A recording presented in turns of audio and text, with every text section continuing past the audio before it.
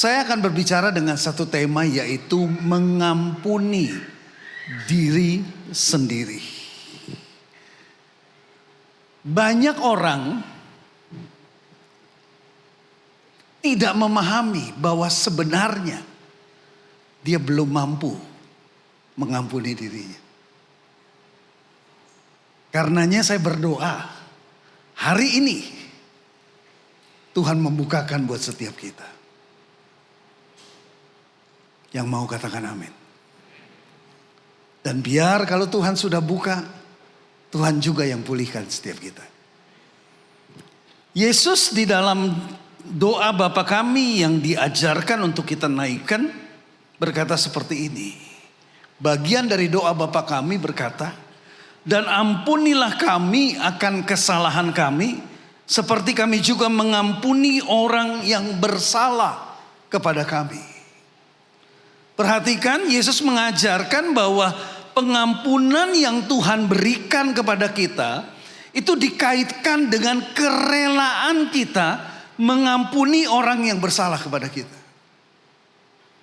Jadi Tuhan menghendaki kalau saudara dan saya sudah menerima pengampunan dari Tuhan, seharusnya kita rela mengampuni orang yang bersalah kepada kita. Bahkan di dalam Markus 11 ayat ke-26 dengan keras Yesus katakan, kalau kamu tidak mau mengampuni, Bapamu di surga juga tidak mau mengampuni. Satu perkataan yang sangat keras, yang sangat serius. Nah, persoalannya kita lihat di dalam ayat berikutnya, saudaraku. Di dalam hukum kasih yang kedua, Yesus katakan seperti ini. Dan hukum yang kedua yang sama dengan itu ialah, kasihilah sesamamu manusia seperti dirimu sendiri. Kasihilah sesamamu manusia seperti dirimu sendiri. Artinya apa? Kalau orang yang belum mampu mengasihi dirinya sendiri, itu akan sulit mengasihi orang lain. Mungkin saudara bertanya, memangnya ada orang yang tidak mengasihi dirinya? Banyak. Banyak. Hari ini saya akan berdoa kita semua dibukakan. Banyak orang tidak mampu mengasihi dirinya. Yang sering kali kita dengar sebenarnya bukannya mengasihi diri, tapi mengasihani diri. Self pity itu negatif. Kalau mengasihi itu self love. Orang yang mengasihi dirinya mampu menerima dirinya apa adanya. Bersyukur dengan keberadaannya. Tetapi orang yang mengasihani diri seringkali berkata seperti ini. Aduh, hidupku tuh sial banget deh. Kayaknya hal-hal buruk terus yang terjadi. Kok kayaknya aku gak ngalami hal-hal yang baik, yang menyenangkan. Tapi justru ngalaminya buruk. Nah, kalau kita berkata seperti ini, itu menunjukkan kita orang yang belum bisa mengasihi diri kita sendiri. Tetapi yang sedang kita lakukan adalah mengasihani diri kita. Nah, saudara, kembali kepada ayat ini. Kalau kita tidak mampu mengasihi diri kita, kita akan sulit mengasihi orang lain. Hal yang sama dengan pengampunan. Karena fondasi daripada mengampuni adalah kasih. Jadi artinya kalau kita masih belum mampu mengampuni diri kita, kita akan sulit untuk mengampuni orang yang bersalah kepada kita. Karenanya mengampuni diri sendiri adalah hal yang sangat serius yang harus kita perhatikan. Karena kalau kita belum mampu mengampuni diri sendiri, kita sulit mengampuni orang lain. Kalau kita tidak bisa mengampuni orang lain, ini masalah di hadapan Tuhan. Karena Tuhan menghendaki pengampunan yang Dia berikan itu membuat kita rela mengampuni orang lain. Sampai sini yang paham teriak amin, saudara. Nah, saya berdoa hari ini Roh Kudus akan membukakan kepada kita bagian-bagian dari hidup kita yang sesungguhnya belum mampu kita ampuni. Karenanya yuk kita lihat ciri-ciri dari orang yang sulit mengampuni diri sendiri. Kalau selama ini kita mungkin belum paham, tapi hari ini saya mau coba tunjukkan ciri-ciri apa yang ditunjukkan oleh orang yang belum mengampuni dirinya. Yang pertama adalah orang ini mudah merasa bersalah atau malu, merasa malu secara berlebihan kalau dia melakukan kesalahan. Bahkan kesalahan kecil saja bisa sangat mempengaruhi emosinya. Kalau dia bikin salah tuh, aduh, kenapa saya bisa salah? Menyesalinya luar biasa. Sepertinya dia begitu beratnya kalau dia melakukan sebuah kesalahan. Dia berasa salah, berasa malu luar biasa. Dia nggak bisa terima kalau dia bisa bikin salah. Jadi reaksinya, emosinya berlebihan kalau dia melakukan satu kesalahan tertentu. Ini ciri daripada orang yang belum bisa mengampuni dirinya. Yang kedua adalah terus menyesali kesalahannya di masa lalu. Padahal sudah lama peristiwanya, tapi dia belum bisa mengampuni kesalahan itu. Jadi setiap kali teringat kesalahan itu, dia akan terguncang emosinya. Aduh, kenapa sih dulu saya lakukan itu? Kenapa saya harus lakukan? Aduh, coba kalau saya nggak lakukan, pasti nggak begini.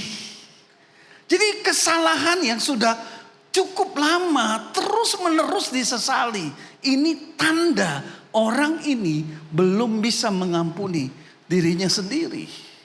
Yang ketiga adalah seringkali ragu dalam membuat keputusan. Kenapa? Karena dia takut melakukan kesalahan. Karena kesalahan adalah sesuatu yang sangat dihindari.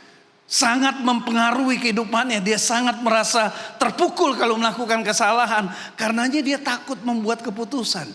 Karena setiap keputusan mengandung risiko untuk salah. Karenanya dia begitu penuh keraguan. Dia seringkali menunda-nunda keputusan. Untuk tidak membuat keputusan. Kenapa? Karena dia takut salah.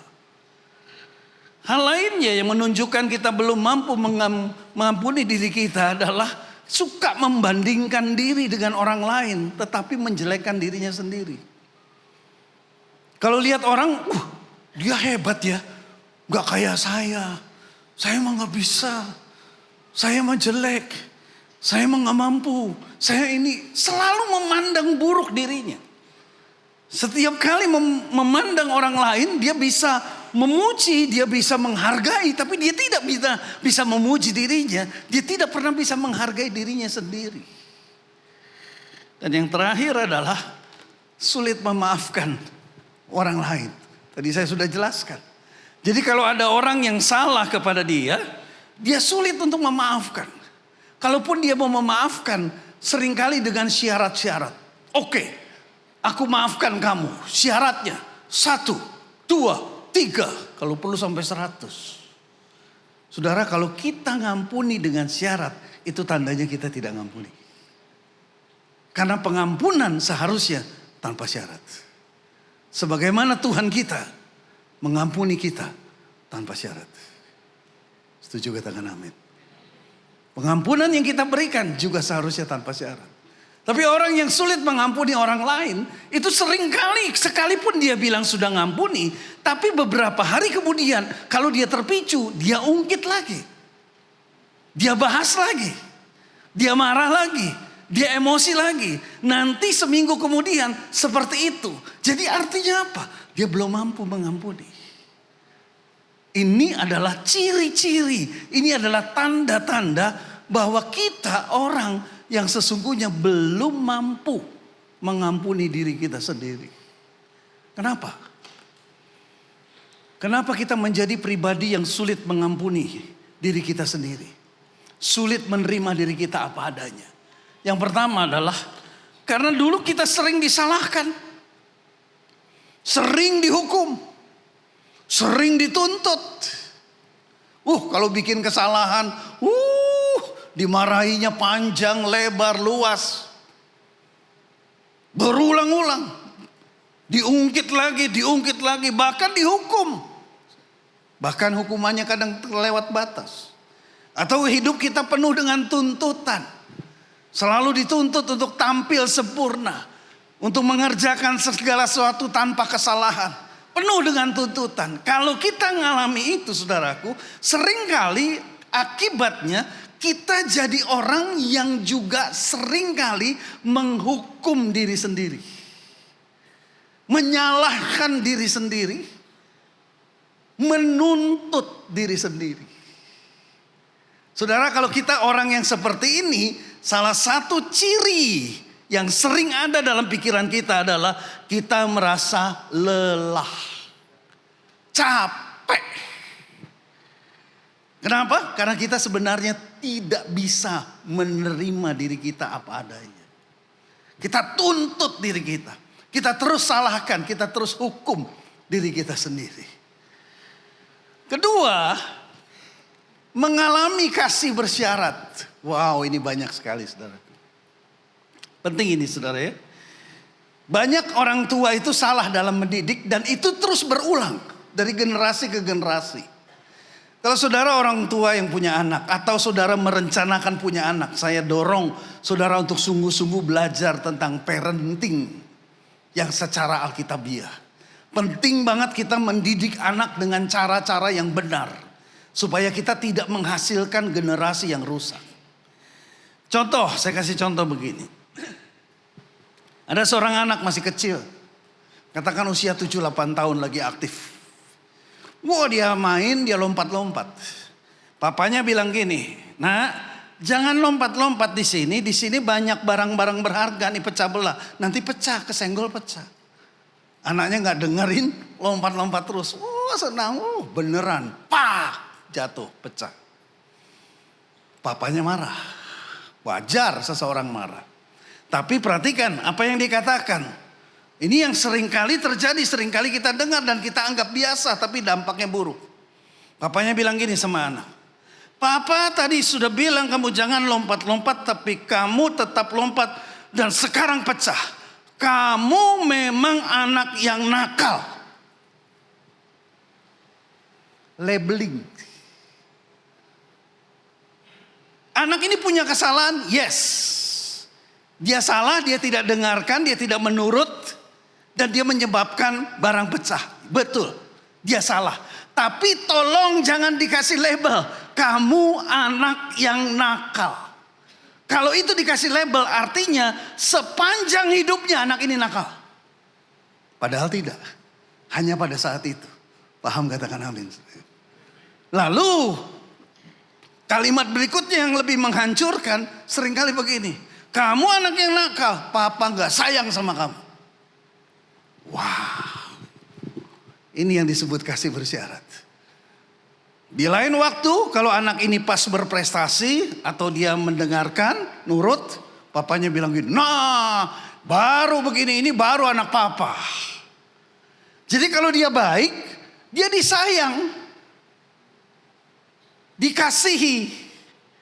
Tapi kalau dia jelek, dia dibenci. Dia bukan anak papa, anak tetangga. Bisa paham saudara?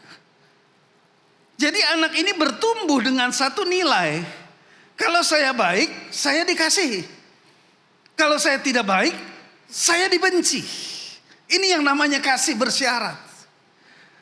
Waktu dia sering mengalami perlakuan ini, akhirnya dia memperlakukan diri dia seperti itu.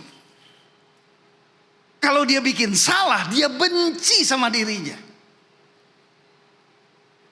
Kalau dia lagi berhasil, dia senang sekali. Wah, dia merasa nyaman, dia merasa puas. Tapi begitu dia gagal, begitu dia salah, dia nggak bisa terima dirinya. Dia benci sama dirinya sendiri. Bahkan ini menghancurkan waktu dia masuk di dalam pernikahan. Saya mengembalakan cukup lama saudaraku. Saya banyak mendangani kasus-kasus pernikahan seperti ini. Kenapa? Karena di dalam banyak pernikahan, kasihnya adalah kasih bersyarat. Maksudnya seperti apa? Suami berkata sama istrinya begini, "Saya mengasihi kamu kalau kamu melayani saya dengan baik. Saya mengasihi kamu kalau kamu berkata-kata lembut sama saya. Saya mengasihi kamu kalau bersyarat." Jadi kalau nggak memenuhi syarat, tidak mengasihi. Nuntut, jadi ini tuntutan. Demikian sebaliknya istri. Istri juga bilang sama suaminya, saya mengasihi kamu kalau kamu mencukupi kebutuhan saya. Saya mengasihi kamu kalau kamu gak kasar sama saya. Kalau kamu ini, kalau kamu ini, kalau kamu ini. Sepertinya ini hal yang wajar. Tapi ini menjadikan keluarga itu hidup dengan penuh tuntutan. Saling menuntut. Dan ini sumber kehancuran keluarga. Padahal seharusnya di dalam keluarga itu kasihnya kasih tanpa syarat. Kasih tanpa syarat itu adalah kasih sekalipun. Saya mengasihi kamu, suami berkata sama istri, saya mengasihi kamu sekalipun kamu cerewet banget. Saya mengasihi kamu sekalipun kamu tidak melayani saya dengan baik. Demikian sebaliknya istrinya, saya mengasihi kamu suamiku sekalipun. Ini kasih tanpa syarat. Nah, orang-orang yang bertumbuh dengan nilai ini, dia akan banyak menghukum dirinya. Waktu dia melakukan kesalahan, dia menjadi orang yang bahkan membenci dirinya sendiri. Tidak mampu memaafkan, tidak mampu menerima dirinya apa adanya. Yang terakhir saudaraku, yang ketiga, ada trauma karena melakukan satu kesalahan yang fatal. Contoh misalnya, ada anak kecil diberitahu sama orang tuanya, kamu jangan main api di rumah nanti bahaya bisa kebakaran. Main api dan akhirnya beneran kebakaran, fatal kan. Bahkan mungkin kalau lebih fatal lagi kalau sampai ada yang meninggal karena kebakaran. Wah, kesalahan fatal seperti ini seringkali membuat orang itu trauma dan terus dihantui oleh kesalahan di dalam hidupnya yang dia tidak mampu ampuni sepanjang hidupnya. Yang terakhir adalah kalau dia mengalami doktrin yang salah di gereja, kadang-kadang sering menjadi tempat di mana orang itu akhirnya memandang Tuhan sebagai Tuhan yang kasihnya bersyarat. Kadang karena pengajarannya yang salah, tapi juga lebih banyak sebenarnya pengajarannya tidak salah, tapi pemahamannya yang salah. Saya kasih contoh begini saudara ya. Ini pasti sering kita dengar. Kalau kamu intim sama Tuhan, kamu diberkati. Kalau kamu tidak intim sama Tuhan, kamu tidak diberkati. Nggak salah pengajaran seperti ini. Tapi pemahamannya seringkali keliru. Dan orang memahaminya dengan cara seperti ini. Kalau saya intim sama Tuhan, saya disayang sama Tuhan, saya diberkati sama Tuhan. Kalau saya tidak intim sama Tuhan, saya dibenci sama Tuhan, saya tidak diberkati sama Tuhan. Gak seperti itu. Perhatikan baik-baik. Kenapa kalau kita intim, kita diberkati Tuhan? Karena Tuhan itu sumber berkat. Kalau kita intim, kita bertahan di dalam Tuhan. Karena kita ada di dalam Tuhan, berkat itu akan mengalir secara otomatis. Yang paham teriak amin. Waktu kita tidak intim sama Tuhan, kita jauh dari Tuhan, kita jauh dari sumber berkat. Bukan karena Tuhan menghukum kita, tapi memang kita menjauhkan diri dari sumber berkat. Itu sebabnya kita tidak diberkati. Kalau kita diberkati waktu kita intim sama Tuhan, bukan karena kita baik, kita disayang Tuhan. Tidak, karena kita ada dalam sumber berkat. Tapi hari ini saya mau sampaikan sama saudara, kamu intim, kamu tidak intim, kamu tetap dikasihi Tuhan. Kamu taat, kamu berontak, Tuhan tetap mengasihimu. Yang paham katakan amin. Alkitab dengan jelas menunjukkan ini berkali-kali. Waktu Adam dan Hawa jatuh dalam dosa, manusia cari Tuhan atau Tuhan cari manusia? Tuhan yang cari manusia. Pahami, kasih Tuhan tanpa syarat. Nah, orang yang tidak mampu mengampuni dirinya sendiri, apa yang terjadi? Perhatikan. Ada dua akibatnya yang paling dominan. Yang pertama adalah potensi di dalam dirinya tidak akan pernah keluar dengan maksimal. Sebenarnya Tuhan menaruhkan potensi yang luar biasa dalam hidup setiap kita. Tapi orang-orang yang belum mampu mengasihi dirinya sendiri, belum mampu menerima dirinya apa adanya, belum mampu mengampuni dirinya, potensinya tidak pernah keluar dengan maksimal. Tapi orang-orang yang belum mampu mengasihi dirinya, belum mampu mengampuni dirinya, yang kedua, dia akan punya masalah dengan hubungan dengan orang lain. Kita sering punya masalah waktu kita berhubungan. Mungkin dengan pasangan hidup, mungkin dengan rekan kerja, dengan banyak orang kita akan punya banyak masalah. Karena sebenarnya kita belum mampu menerima diri kita apa adanya. Itu sebabnya kita tidak mampu menerima orang lain apa adanya. Yang paham katakan amin. Bagaimana untuk kita bisa mengalami pemulihan?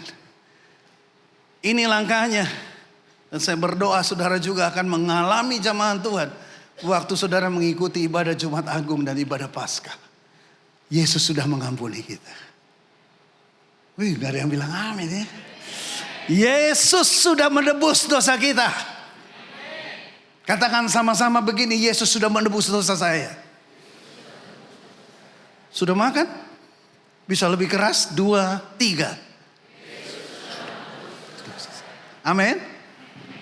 Firman Tuhan di dalam Efesus 1 ayat 7 bilang begini. Sebab di dalam Dia, di dalam Yesus dan oleh darahnya kita beroleh penebusan, yaitu pengampunan dosa menurut kekayaan kasih karunia-Nya. Mungkin saudara bilang begini, Pak, saya tahu ayat ini, tapi kesalahan saya, dosa saya terlalu besar. Saya percaya Tuhan tidak bisa ampuni saya. Apa iya? Karena firman Tuhan di dalam Yesaya 1 ayat 18 berkata seperti ini. Tuhan berkata, marilah kita selesaikan masalah di antara kita. Kenapa Tuhan berkata, mari selesaikan masalah di antara kita? Karena banyak orang yang salah persepsi, salah pandang kepada Tuhan. Banyak orang yang merasa kasih Tuhan bersyarat. Banyak orang yang merasa Tuhan gak mungkin bisa ampuni, dosa saya terlalu besar. Kepada orang-orang seperti ini Tuhan bilang, ayo kita selesaikan masalah kita. Tuhan bilang katakan seperti ini saudaraku. Sekalipun dosamu begitu mengerikan seperti merahnya darah, aku mau menyucikanmu. Aku akan menjadikanmu seputih awan dan bulu domba. Artinya, seberapa besar pun dosa saudara dan saya, kasih Tuhan jauh lebih besar. Pengampunan Tuhan jauh lebih besar buat setiap kita. Tepuk tangan yang meriah buat dia.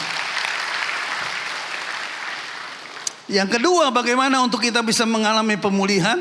Yuk kita mulai berdamai dengan kesalahan kita. Ayatnya dari Amsal 24 ayat ke-16. Perhatikan baik-baik.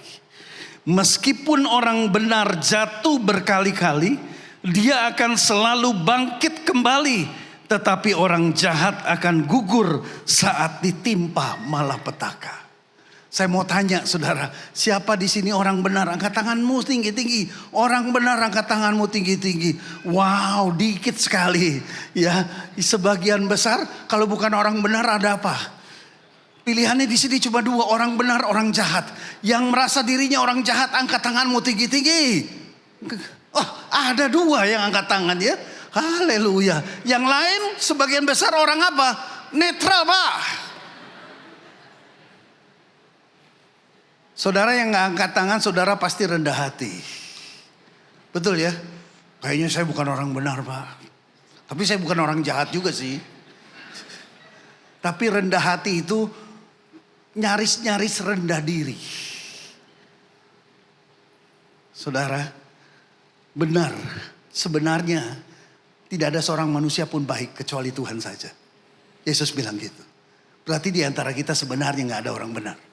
Tapi jangan pernah lupa, saudara dan saya yang sudah menerima Yesus sebagai Tuhan dan Juru Selamat, oleh darah Yesus Kristus kita dibenarkan. Kita bukan orang benar, tapi kita orang yang dibenarkan. Sekali lagi, siapa yang sudah jadi orang benar di sini? Angkat tanganmu tinggi-tinggi. Kalau masih belum angkat tangan, saya ulangi lagi nih, saudara. Sampai jam 5 nih. Perhatikan, kalimatnya bilang gini. Meskipun orang benar jatuh berkali-kali, dia akan selalu bangkit kembali. Jadi orang benar bisa jatuh. Jadi setiap manusia pasti bikin salah. Bahkan bukan sekali, berkali-kali. Tapi bedanya orang benar bisa bangkit kembali. Dia bisa belajar dari kesalahan. Paham, katakan amin. Tapi orang jahat hancur. Kenapa dia tidak belajar dari kesalahan? Dia tidak mampu mengampuni dirinya sendiri. Contoh di dalam Alkitab, Petrus yang disebut sebagai orang yang dibenarkan oleh Tuhan. Dia 3 kali dalam satu malam menyangkali Tuhan Yesus. Tuhan Yesus ampuni dosanya. Petrus juga belajar untuk mengampuni dirinya. Dan Tuhan pulihkan dia. Tuhan kasih kesempatan dan dia dipakai Tuhan dengan dahsyat. Tapi Yudas 1 kali jual Yesus. Tapi Yudas gak bisa ngampuni dirinya. Dia mati bunuh diri. Karenanya hari ini, ingat, kita bisa belajar dari kesalahan-kesalahan kita. Kita bisa bangkit dan menjadi lebih baik di dalam Tuhan. Karena sekalipun kita lakukan kesalahan, kalau kita datang dengan rendah hati kepada Tuhan, Tuhan ampuni kita. Tuhan pulihkan kita. Dan waktu kita belajar dari kesalahan kita akan menjadi pribadi yang lebih baik. Karenanya jangan pernah menolak kesalahan yang sudah kita lakukan. Tapi berdamailah. Terima, saya pernah salah. Saya sudah salah. Tapi saya minta ampun sama Tuhan. Dan saya mau belajar dari kesalahan saya. Saya mau lebih baik lagi di dalam Tuhan. Kasih Tuhan lebih besar dari setiap dosa dan kesalahan kita.